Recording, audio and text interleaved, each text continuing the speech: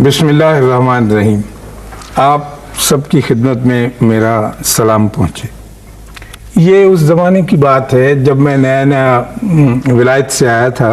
मुझ पे इस बात की धुन सवार थी कि किसी तरह से हमारे यहाँ का जो विजडम ऑफ द ईस्ट जिसे कहा जाता है उसके बारे में कुछ मालूमात इकट्ठी करूँ। तो इस सिलसिले में मुझे मुख्तलिफ़ जगहों पर, मुख्तलिफ़ इलाक़ों में, मुख्तलिफ़ कोनों खुदरों में जाना पड़ा। ख़ास तौर पर मैंने ऐसे डेरे तलाश किए जहाँ बाबे लोग रहते थे, और आपने अक्सर ये लफ्ज़ मेरे मुंह से बारहा मरतबा सुना होगा। तो मैं यहाँ हज़रत साईं फजल शाह साहब के डेरे पे जाता था और उनसे उस इल्म के बारे में जानकारी हासिल करने की कोशिश करता था जो इल्म किताबों में मौजूद नहीं है। और वो मेरे साथ बड़ी बुरी तरह से टकराता था क्योंकि मैं एक और तरह से तैयार किया गया था इल्म के मामले में, और वहाँ का इल्म एक और तरह का था, लेकिन मुझे इसमें दिलचस्पी थी। लेकिन इसके साथ साथ एक ख़राबी भी थी कि मेरे जो साथी और मेरे जो हमअसर अदीब थे, लिखने वाले थे, बहुत बुरा समझते थे कि हमारा एक पढ़ा लिखा आदमी सियाना बयाना इतनी दूर से होके आया, वहाँ पढ़ाता भी रहा, विलायत में पढ़ता भी रहा, ये किस बेहुदा कारोबार में लग गया। और उनको बड़ी तकलीफ भी होती थी। मेरे खिलाफ कॉलम भी लिखे गए। मेरी बीवी बड़ी नाराज़ हुई कि आप ये क्या काम करते हैं, आपको तो कुछ मुअज़्ज़ज़, कुछ CSS वगैरह किस्म का आरिफ मियां की तरह करना चाहिए, तो ये क्या आपने काम शुरू कर दी। तो मैं छुप छुपा के डर डरा के जाता था। एक दिन मैं शाम के वक्त गया तो हम वो मगरिब की नमाज़ पढ़ रहे थे, तो बाबा जी मेरे साथ खड़े थे, मौलवी साहब हमें नमाज़ पढ़ा रहे थे। तो एक आदमी रोता चीखा चिल्लाता हुआ आया, कहने लगा जी जल्दी चलो, यूनुस जो है उसको तो मर्जुल मौत हो गया है और उसका घुंघरू बज रहा है और वो मरने के करीब है। उसने कहा कि बाबा जी को बुला के लाओ, वो मेरे सराहने बैठ के पढ़ें सूरह यासीन। तो हम पढ़ रहे थे नमाज, तो बाबा जी ने मुझे कोनी मार के कहा बेटा नीयत तोड़ दो। अब नमाज पढ़ते हुए नीयत क्यों तोड़ी जाए। मैं पहले नहीं समझा उनकी इस बात को, लेकिन उन्होंने कहा कि नहीं नीयत तोड़ दो। तो मैंने कहा अच्छा जी, चूँकि मैं अंडर ट्रेनिंग था तो मैंने कहा जैसे ये कहते कि बाके नीचे उतरे, कहने लगे देखो ऐलान हो गया, एक आदमी मुश्किल में, पहले उसकी मुश्किल दूर की जानी चाहिए, उसके बाद हम आके नमाज पढ़ लेंगे, बाद में पढ़ेंगे, क्योंकि नमाज की कज़ा है, खिदमत की कज़ा नहीं। कोई आदमी साइकिल से गिर जाए, जख्मी हो जाए, आप कहें कि मैं चूँकि मगरिब पढ़ा हूँ तो फिर आके उठाता हूँ, ये नहीं है पहले इसको। अब ये बात मेरे लिए बिल्कुल नई थी और अजीब थी। खैर उठे गए, वो जिस आदमी के घर जाना था वो भी देखा। वो एक लंबी कहानी मैं फिर कभी आपको सुनाऊंगा और वो दिलचस्प है अपनी जगह पे। जब हम लौट के आए, रिक्शा से उतरे, तो मैंने रिक्शा वाले को कुछ पैसे दिए। उसके कुछ 3 रुपये 80 पैसे बनते थे। मैंने उसको 4 रुपये दे दिए, ये समझते हुए कि बहुत बड़ा मैंने मार का मारा है। तो बाबा जी ने पूछा कि उसने पैसे देते पुत। मैंने कहा हाँ जी दे दिए। कहने लगे कितने दिए। मैं कहा जी 4 रुपये दिए। तो कहने लगे कि क्यों। मैंने कहा जी उसके 3 रुपये 50 पैसे ये बढ़ते थे, मैं 4 दे दिए उसने। उन्होंने कहा नहीं 5 ही दे देने से। मैंने कहा नहीं जी 5। अब मुझे बड़ा धचका सा लगा कि 5 में क्यों दे दूँ। मैंने कहा जी क्यों। कहने लगे तुसी भी दिते जो देना है, तुसी केड़ा पल्लियों देना सी। अब ये दिते में से देना जो था, ये इसने मुझे थोड़ा सा हिलाया, लेकिन मैंने उसको समझा अकली तौर पर, इक्तसाबी तौर पर।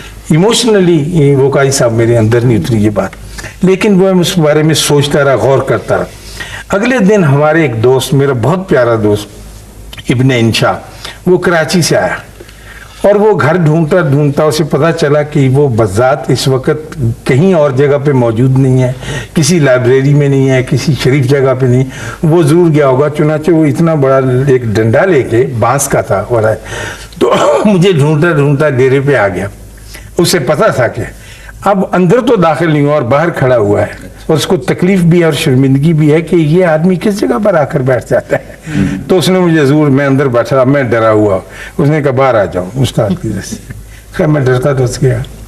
जब उसके करीब पहुंचा, उसने कहा तुम्हें शर्म आनी चाहिए, तुम्हें कितनी मरतबा मना किया है, ये ज़माना साइंस और टेक्नोलॉजी का है, तुम किस फजूल जगह पर आकर बैठ जाते हो और क्या सीखते हो यहाँ से। मेरे 2 दोस्त थे, एक इब्ने इंशा और एक नून मीम राशिद। ये साइंस से और टेक्नोलॉजी से बहुत ज़्यादा मरूब थे। और कहते थे ये कमाल ही कर रहा है दुनिया में। मैं यूएनओ में गया, नून में राशिद साहब के दफ्तर में, ऊपर की मंजिल से कोई 42वीं मंजिल थी। जब नीचे उतरे और मेरे साथ साथ चले आ रहे थे, तो जब हम एक डाकखाना यूएनओ का छोटा तो रुके, कहने लगे चलो आ गए हो तुम गांव से, और लेकिन ना तुम्हारे पास तालीम है, ना हुस्न है, ना सेहत है, तुम लोग किस तरह से जिंदगी, ये देखो ये डाकखाना देखा। मैंने कहा जी अमेरिका का डाकखाना है, वाकई बड़ा खूबसूरत। कहने खूबसूरती की बात नहीं है, ये देखो तुम्हें आवाज आ रही, कर उसमें से आवाज आ रही थी। पता ये क्या हो रहा है, ये टिकटों को मोहरें लग रही हैं और मशीन खुद ब खुद लगा रही है, ना कोई आदमी है, ना कोई बंदा, ना परिंदा है। ये देखो वहां पर लाकर पैकेट रख देते हैं, ट्र करते। इसी तरह से कहने सॉर्टिंग हो जाती, मैं तुम्हें नोट गिनने की मशीन। तो मैंने कहा राशिद साहब ऐसी चीज़ों से इतने मुतासर ना हुआ करें, खुदा ना खास्ता आप जिंदगी में कोई और फैसला कर, मशीनों से मुतासर हो के। कहने लगे नहीं नहीं, मैं तुम्हें घामड़ लोगों को बताना चाहता हूँ। तो ये खैर मुझे बीच में याद आ गया, अल्लाह बख्शे, प्यारे आदमी थे दोनों ही मेरे लोग। तो इंशा को गुस्सा था इस बात का और वो मुझे इससे हटाना चाहिए। बाहर खड़े होके उसी तरह से उनके हाथ में बांस का वो बारीक सा एक डंडा, कहने लगे मुझे ये बताओ कि यहाँ क्या है जो किताब में, किसी लाइब्रेरी में, किसी में कुछ नहीं, कौन सी ये चीज़। मैंने कहा इंशा कोई ख़ास नहीं, लेकिन कुछ ऐसी चीज़ें जो मुशाहदे से गुजरती हैं वो मुख्तलिफ। कहने का क्या, मैंने कहा कल हम आए थे, एक जगह गए, इस तरह से मैंने रिक्शा कराया, इस तरह से रिक्शा में से उतरे, इस तरह से मैंने पैसे दिए, इस तरह से बाबा जी ने कहा कि तू 5 ही दे देता तो क्या था, तूने दिते में से देना, तूने कौन सा पल्ले से देना। तो इंशा खामोश हो गया ये सुन के। अब वो शायर आदमी था, उसकी रूह बड़ी प्यारी थी, वो ये तो बर्दाश्त नहीं कर सकता था कि कहे कि बहुत अच्छी बात है, लेकिन उसने सुन ली, खत्म हो गया ये सीन। इसके कोई 2 महीने बाद मैं कराची गया, तो इंशा जी के दफ्तर में मिलने उससे। इंशा बैठो काम कर रहे हैं, हम गप लगा रहे हैं, इधर की बातें उधर की बातें, बहुत खुश। एक लड़की आई, उसकी सेहत बहुत खराब थी और हाजिर उसकी आंखों में यरकान इतना नुमाया था कि झूठ बोलने के बराबर कि आपने जैसे रंग भरा हो पीला। और उस बेचारी ने अपनी इस बीमारी को छुपाने के लिए आंखों में सुरमे की बहुत मोटी तहरीर जो थी वो लगा रखी थी। तो काला बुर्का उसने पहना हुआ और आकर खड़ी हो गई इंशा जी के सामने। उसने एक खत उनको दिया, रुक, तो वो खत लेके उन्होंने पढ़ के उस लड़की की तरफ फिर रखा। तो कहने लगे कि बीबी दराज खोला, कहने लगी बीबी मेरे पास इस वक्त ये 300 रुपये ही हैं, तो ये तुम ले लो, फिर इंशाल्लाह करेंगे बात। तो कह लगी जी बड़ी को चक्की सी हो गई बेचारी और डर सी गई और घबरा सी गई। फिर उसने कहा कि अच्छा जी बड़ी मेहरबानी, दे दें। वो लेके चली गई। जब चली गई तो मैंने इंशा से कहा, मैंने कहा ये कौन थी? कहने का पता नहीं। मैंने कहा तुझसे पैसे लेने आई थी, तूने 300 रुपये दे दिए हैं, तो ये तुझसे जानता नहीं? कहने का नहीं मैं इतना ही जानता हूँ, ये खत है। खत था, उसमें लिखा था मोहतरम इंशा साहब, मैं आपके कॉलम बड़े शौक से पढ़ती हूँ और उनसे बहुत खुशंद होती हूँ, और मैं यहाँ पर वो क्या जगह है लियारी में एक प्राइमरी स्कूल में टीचर, और मेरी 100 पता नहीं कितने 30 रुपए तनख्वाह है। मैं और मेरा बाप हम एक खोली में रहते हैं जिसका किराया 160 रुपए हो गया है और हम वो अदा नहीं कर सकते। और आज वो सामान उठाकर बंदा बात फेंक रहा है। अगर आप मुझे 160 रुपये दे दें तो मैं आहिस्ता आहिस्ता 10-10 रुपये करके उतार दूंगी। मैं भरे पूरे कराची में और किसी को नहीं जानती सिवाय आपके, और वो भी कॉलम के जरिए से बजा। तो मैंने कहा बेवकूफ आदमी, उसने तो तुझसे मांगे थे 160 रुपए, तू 300 दे दिए उसने। क्या लगा मैंने भी दित्ता में से दे दिए, मैंने कौन सा पल्ले से दिया? बात तो फिर वही होगी ना। बात समझ आ गई, उसको आगे देखो, ये नसीबों की बात है। यानी मेरी समझ में नहीं आई, जो मैं बड़े गौर से जाता था, डिक्टेशन लेता था, कोशिश करता था जानने की। मैंने कहा ये फिक्र तो मैंने कहीं सुना हुआ है। कहने लगे हाँ बस ऐसे। कहने लगे यार मेरे कॉलम लिखा था, वो मुझे उन्होंने भेज दिया, खलील रहमान साहब ने किए। 300 रुपये 2 कॉलम मैं शौक से लिखे थे, ये 300 रुपये में वैसे ही पड़े थे तो मैंने दे दिए। जज्ब हो गई जनाब। तो कोई उसके 8 महीने बाद मेरी उसकी फिर मुलाकात हुई, लाहौर आया। तो कहने लगा यार वो तो फलसफा जो तेरे बाबे का है वो बड़ा खौफनाक है और वो बहुत बुरा है और उसमें से तो आदमी बाहर नहीं निकल सकता। कहने का क्यों? कहने का वो मैंने 300 रुपये दिए थे उस लड़की को, तो मेरा जान अजाब में पड़ गई। वो मुझे टोक्यो से, जहाँ मैं मीटिंग अटेंड करने गया था, वहाँ से यूनेस्को का मुझे खाता है कि तुम्हारे $1000 हमारे पास पड़े हैं, वो बताएं हम यहाँ के आपको भेजें। मैंने उसके जवाब में लिखा कि मैं चूंकि सरकारी मुलाजिम हूँ और सरकारी हैसियत से आपकी खिदमत में हाजिर हुआ था, इसलिए मेरी गवर्नमेंट ने मेरा TADA सब कुछ और फेयर था वो दे दिया गया। उन्होंने कहा इसका उसके साथ कोई ताल्लुक नहीं, ये हमारी ये खुशी का जो हमने अपने सारे पार्टिसिपेंट को तोहफे के तौर पर दिए थे, ये आपका। कहने को मैंने फौरन लिखा कि खबरदार उसको हाथ ना लगाना, वहीं रखना। उस जमाने में यही था हालात, डॉलर वाले जो मार्केट चल रहे हैं, मैं वहाँ आके दे दूंगा। उसकी ये कैफियत हुई 1 साल के अंदर अंदर कि यूरिश हो गई इसके ऊपर पैसों की, ऐसे ऐसे जगह से आने शुरू हो गए, इसलिए कि जितने में एक्सपेक्ट नहीं करते। 2 साल इसकी ये कैफियत रही। फिर वो वही डंडा लेके मेरे घर आया लड़ाई करने कि ये तुमने बड़ी लानती बात मुझे बता दी है, मैं इतना तंग आ गया हूँ इससे, और इतने पैसे मेरे पास आने लगे हैं कि मैं भरता नहीं और मैं कॉल नहीं था, अब मैंने देने बंद कर दिए। खुदा मुझे को टिक के मर जाए मेरे सामने, मैं कुछ नहीं देता, क्योंकि ये तो अजाब की देते जाओ और आता जाए, देते जाओ तो आता जाता है। What is this? मैंने कहा भी इसका इल्म तो मुझे भी नहीं, मैं तो अभी पूछ रहा हूँ और सीख रहा हूँ कि ये कैसे। तो उससे मैंने ये बात एक अजीबोगरीब जिंदगी में देखी बहुत करीब से कि अगर आप देते हैं तो वो लौट के आपके पास आता है। ये रिजाउंड है जैसे आप सदाए बाज़गश्त लौट के आ जाती है। आदमी घबराता है कि मैंने दे दिया, मेरे 70 रुपए थे, उसमें से 30 मैंने दे दिए, तो मैंने तो अभी थीसिस लिखना है, PhD करनी है, तो बात खर्च हो गए, कहाँ से होंगे। हालांकि ये बात इसमें नहीं। अब अल्लाह मियाँ का एक अजीबोगरीब सीमा सिस्टम है, वो ये कि जो कुछ आप देते रहते हैं यहाँ पर और वो आपका जमा होता रहता है, और अल्लाह मियाँ वो रजिस्टर कभी नहीं देखता, वो दूसरा लेजर मांगता है जिसमें से आप छोड़ आए होते हैं और पीछे रह गया होता है। हाँ, वो कहता है कि ये डेबिट लेजर क्यों हो गया भाई, इसलिए खराबी पैदा होती है आदमी में कि डेबिट लेजर हो जाता है और वो फैला के। हाँ, बेस्ट है बैंकिंग सिस्टम, कमाल का, सही असली। हजरत मुजद्दिद अफसानी मुझे याद आ गया, वो सख्त हैं, बहुत उसूली बुजुर्ग थे उनका, लेकिन उनकी एक बात मैं कभी नहीं भूलता। उन्होंने फरमाया कि जो शख्स तुझसे मांगता है उसको दे। क्या ये तेरी अना के लिए कम है कि किसी ने अपना दस्ते सवाल तेरे आगे दराज क्या कहे? बड़े आदमी की क्या बात है। जब उसकी एक हदीस भी है। जी जी, अच्छा, वो वही जाहिर है कि वही चश्मा तो वही।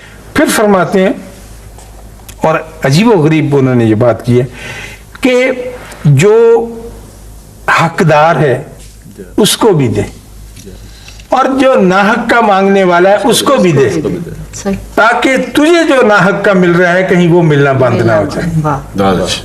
देखिए ना, एक हाँ, क्या हमको क्या नाहक का मिल रहा है, क्या उसकी सारी मेहरबानियां हैं। हमें इसका शऊर भी वो नहीं होता ना, कहाँ हमें नाहक मिल रहा है। कभी आप बैठ के आराम से अपनी जिंदगी को, अपने काम को, अपनी पावर को, अपने को बनाने की कोशिश करें तो आपको पता चलेगा 80-90% तो ऐसे ही चला आ रहा है। ये मेरा इस्तेकाक नहीं बन रहा है। लोग ऐसे ही रोते हैं कि जनाब मेरा हक, मैं अपने हक की खातिर लड़ूंगा और मरूंगा और ये करता रहूंगा।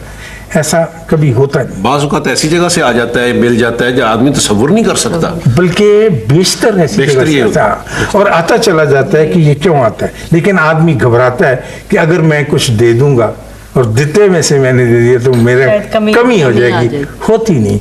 लेकिन वो कुछ हमारे जैसे सियाने पढ़े लिखे लोग इस किस्म की बात करते हैं। एक हमारे मेरे मॉडल टाउन में एक कलीगर था, बहुत अच्छे अमीर दीन कलीगर, तो हम सबको प्यारा था, भांडे वांडे लेके, गरीब सा आदमी था, वो फौत हो गया। तो मौलवी साहब ने ऐलान किया मस्जिद में, कहने लगे कि भाई अमीर अली फौत हो गया तो उसकी दुआ करानी। तो मगरिब के बाद आप सब लोग इकट्ठे हों इलाके के, हमारे ब्लॉक के कुछ, तो उनकी दुआ कहलवानी।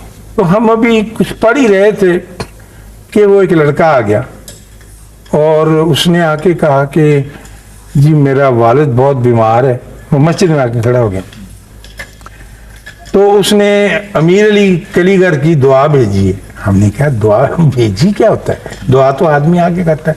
उसने कहा जी ये मेरा वालिद जो था इसका बड़ा यार था और बहुत पक्के दोस्त थे, जो बाबा सुल्तान वहाँ का था, तो उसको दर्द है शाठी का पेन, वो जो दर्द हो जाता अच्छा वो उसको उस जमाने में बेचारे को थी, तो वो मूवमेंट नहीं कर सकता था। तो उसने अपने बेटे से कहा कि तू मेरी तरफ से, मेरा बड़ा पक्का यार था, तो मेरी दुआ भी ले जा मेहरबानी। तो कल लगा जी मैं उसकी दुआ लेके आऊं। तो हमने कहा कि दुआ क्या लेके आया तू? तो हम वो गुठलियां पढ़ रहे थे, रोज उठ के आदमी बाहर देखे तो वो लड़का ट्रैक्टर लेके आया था, पीछे ट्रॉला था। तो उसके बाप ने 2 बोरी गंदम आटा, 1 बोरी चौल, गुड़ का एक पूरा कट्टा और इस किस्म की चीजें, उसने कहा जी मेरे बाप ने ये दुआ भेजी है। क्या बात है। कभी इस किस्म की बातें समझ में ये मेहरबानी सोचने में नहीं आई कि दुआ भेजने का, देने का, यानी दाद देश का ये क्या तरीका होता है। अच्छा ये भी तो है ना कि अल्लाह ताला ने जो किसी की किस्मत में रिज्क जो है वो फिक्स किया है, वो अल्लाह ताला ने हर हालत में देना है। ठीक, मगर इंसान जो है वो बाज़ औक़ात किसी को देते हुए ये सोचता है शायद मैं दूंगा तो कम हो जाए। बाज़ औक़ात क्या, हम तो हमेशा यही सोचते हैं, यही बात करते हैं, इसलिए कि हमारी ज़िंदगी इसके मुताबिक ही गुजरती। ये दादो देश का और देने का और तरीका, ये मुझे अपना घर मॉडल टाउन की बात हुई तो मेरी बहू है बड़ी अच्छी प्यारी बीबी नेक, उसको ख्याल आया कि कुछ खैरात करनी चाहिए, लेकिन उसको तरीका नहीं आता। अभी भी बड़ा मुश्किल काम होता है कि जी क्या करें, किसको दें। तो वो अपना पर्स लेके था वैसा और उसमें कुछ पैसे डाल के तो वो चली गई झुग्गियों में, क्वार्टर्स में। तो वहाँ जाकर खड़ी हो गई तो एक बीबी आई उसके पास। उसने कहा कि कुड़िए किस तरह आई? उसने कहा कि मैं आई हूँ आप लोगों से मिलने, तो मैं कुछ आपकी खिदमत करना चाहती। तो उसने कहा कि तू अनाड़ी मालूम होती। और कहने लगी हाँ जी। कहती ठहर जब मैं तेरी मदद करती। तो वो झुग्गियों में से कुर्सी खींच के ले आई, कहने लगी ले इस पर बैठ जा, 5-4 सानू हदीसां सुना, 10-12 नेक गल्लां सुना, सानू अच्छे रहने की तालीम दे, तो 1-1 रुपया फड़ा जा सारे। तो बीबी आती होगी ना, बीबियां ऐसी आती हैं, नेकी भी सिखाती हैं। तो ये उनको करें कि अच्छा। तो इस तरह से भी होता है कि आदमी दादो देश में अपना आप भी प्रोजेक्ट करते हैं। लेकिन खान साहब जो हम अपने आबा अजदाद से, मतलब आपसे, आप जैसे बुजुर्गों से, अपने बड़ों से सुनते आए, उनसे किताबों में कहीं पढ़ने को भी कभी कभी मिल जाती है ऐसी बात, हमारे ये सकाफत की जितनी निशानियां, जिन अलामतों की तरफ आपने इशारा किया है, ये अब कहीं हम रख के भूल गए हैं या हमने दानिस्ता इनसे नजर बचा ली है, हटा ली है और कोई किसी नई तरक्की की जानिब? मैं ज़ाती तौर पे समझता हूँ कि हम रख के भूले नहीं है, ना ही दानिस्ता नजर बचाई। हमारी मसरूफियात का आलम कुछ ऐसा हो गया है अच्छा कि आप अपने आप को गिरव रख चुके हैं हर तरह की मसरूफियात के हाथों, जरूरी भी गैर जरूरी भी। और जब आप जांचने और आंकने बैठेंगे तो आप देखेंगे कि गैर जरूरी मसरूफियात जरूरी मसरूफियात से कहीं ज्यादा है। मेरा एक पोता है, उसको हमने अभी दाखिल करवाया है, अभी से मुराद छुट्टियों से पहले 5-6 महीने, कच्ची पहली। तो पपलस को हम कहते हैं। तो वो कागज तख्ती सब कुछ लेके दे दी, जुजदान वगैरह सब। तो स्कूल जाता रहा, आता रहा। तो एक दिन उसके वालिद कहने लगे कि पपल यार तू कभी पढ़ता नहीं, तुझे स्कूल में दाखिल कराया था। कहने लगा क्या करूं डैडी, टाइम ही नहीं मिलता। उसने ये इनहेरिट की ना बात, जो भी कुछ किया तो ये आगे बहुत अच्छा। और ये बिल्कुल कहता डैडी क्या करूं, मुझे टाइम ही नहीं मिलता, इसलिए ये मुश्किल। आपके ये खैरात से मुझे अपनी एक दादी का वाकया याद है। वो बचपन में हमें कहा करती थी कि मुट्ठी को जितना आप कस के बंद करें उसमें उतनी चीज कम आती है। ठीक। तो मुट्ठी ढीली बंद करेंगे तो उसमें ज्यादा आएगा। तो खैरात देने का यही है कि हम जितना अपना पैसा कस के रखते जाएंगे अल्लाह मियाँ उतनी उसमें कमी करता है। ये तो हाजिर कह रहे हैं कि बताइए कि ये चीजें जो थी ये क्यों हमारी किस्मत से निकलती चली। खान साहब ने बात आगाज की उस वक्त तो कुछ जिक्र आया, इन्होंने अपने ट्रेनिंग का या अपनी तालीम का हवाला यूरोप से दे के और यहाँ के बाबों की बात जो अनपढ़ लोग होते थे, बिल्कुल इसको अगर खान साहब आप इजाज़त दें जी जी जी दो हिस्सों में तकसीम कर लें कि कुछ लोग जो होते हैं वो तालीम याफ्ता होते हैं और कुछ लोग पढ़े लिखे होते हैं। और ये कोई जरूरी नहीं कि हर तालीम याफ्ता पढ़ा लिखा भी हो, लेकिन वो जो हमारे बुजुर्ग होते थे, बड़े लोग होते थे, ये बाबे होते थे, ये पढ़े लिखे लोग होते थे। मुशाहिदा इनका हर चीज को जांचने का, आंकने का तरीका, गहराई में जाना और फिर उनका एनालिसिस करना अपने तौर पर, और वो एनालिसिस होता 100% दुरुस्त। डिग्रियां या किताबी अब मुझे नहीं देखिए मैं इससे थोड़ा सा इनहराफ करके, अच्छा है कि आप भी उनके पोते नवासे उन्हीं के ही है ना, नजर चली आ रही है। मैं आपसे पूछता हूँ, एक सवाल आ गया मेरे जहन में कि मैंने इतनी आपके सामने लंबी बात की, तो आप भी मुझे मदद करें कि इंसान जिस शख्स पर तनकीद करता है और जिसमें कीड़े निकालता है और जिसको बहुत बुरा समझता है, क्या खुद उस जैसा होना चाहता है या आपके मिसाली में है कि खुद उस जैसा हो जाया करता है? हाँ नहीं है तो सही, लेकिन मतलब है कि अगर आप निगाह डालें ना, ये देखें कि ये आपका मसलन कोई सियासतदान है जी जी जो आपके कोई इंटीरियर मिनिस्टर पे तनकीद कर रहा है, फिर थोड़ी देर बाद आप देखते हैं खून पलट गई, वो खुद ही इंटीरियर मिनिस्टर हुआ, है ना जी? मैं ये सवाल आपके सामने पेश किया कि मुझे ये दिक्कत हो रही थी, घर और इर्द गिर्द ये देखता हूँ कि गरीब आदमी अमीर आदमियों पर बड़ी तनकीद करते हैं बेशुमार शिद्दत के साथ, लेकिन अगर हम उनको कोई मार्क्सिज्म वगैरह ला के दें, दिया ना एक बड़े 70 वर्ष तक दिया कि भाई इसमें तुम्हारी बेहतरी होगी, तो वो उसे फेल कर देते। वो क्या खुद चाह रहे होते हैं कि एक मौका पड़े तो हम भी अमीर हो जाएं, क्योंकि अमारत को अगर इरेडिकेट करें, इंसान की फितरत में ये बात तो है, वैसे इंसान के लाशऊर में जो है वो एक बात होती है जो उस तक नहीं पहुंच सकता।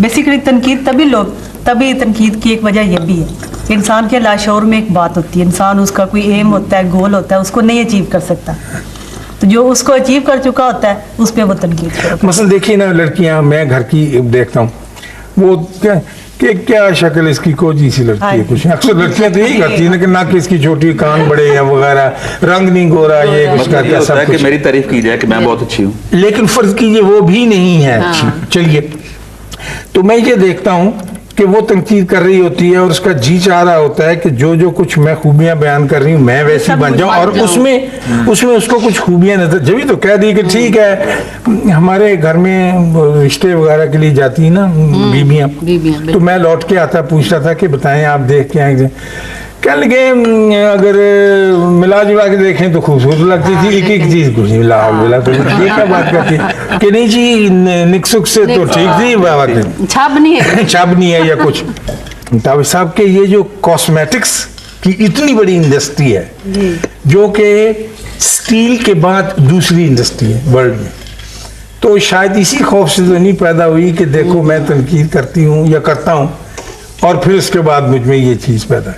तो मैं जाती तौर पे इस चीज़ पे पहुंचा हूं कि जो तनकीद कर रहा होता है वो आरजूमंद इस बात का जरूर होता है कि हाँ, है ना जी, उसके अंदर उसकी महरूमियां होती हैं, महरूमियां उससे ये काम करवाती हैं, ये बात दुरुस्त है। मेरी दुआ है कि अल्लाह आपको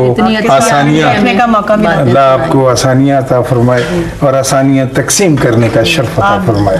मेहरबानी।